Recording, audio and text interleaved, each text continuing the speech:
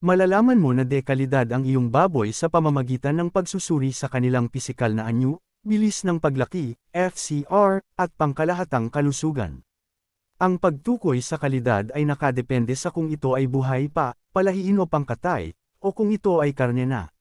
Sundin ang mga gabay sa ibaba upang matiyak na mataas ang kalidad ng iyong alaga. 1. Kalidad ng buhay na baboy, pangkatay o fatterer.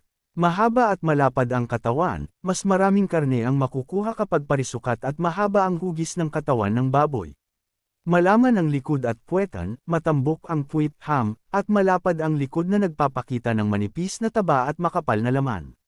Malakas kumain at mabilis lumaki, maganda ang feed conversion ratio, FCR, o ang kakayahan ng baboy na gawing karne ang nakainitong feeds.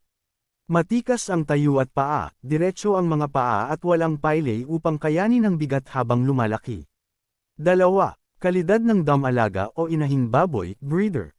Pantay at maraming suso, mayroong hindi bababa sa 12 hanggang 14 na maayos na suso, 6 o 7 na pares, upang mapasusunang mabuti ang mga piglets.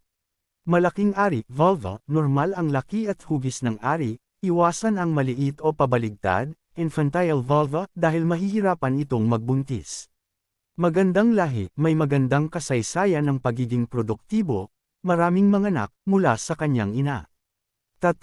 Kalidad ng karne, pork quality. Kung ang baboy naman ay nakatay na, dito mo makikita ang tunay na kalidad ng karne. Kulay rosas, reddish-pink, ito ang perpektong kulay. Iwasan ang mapotla at basang karne, kale, soft, exudative o PSE, o kaya ay masyadong maitim at tuyo, dark, firm, dry o DFD. May marblang, may mga manipis na guhit ng taba sa loob mismo ng pulang laman na nagpapasarap at nagpapalambot sa luto.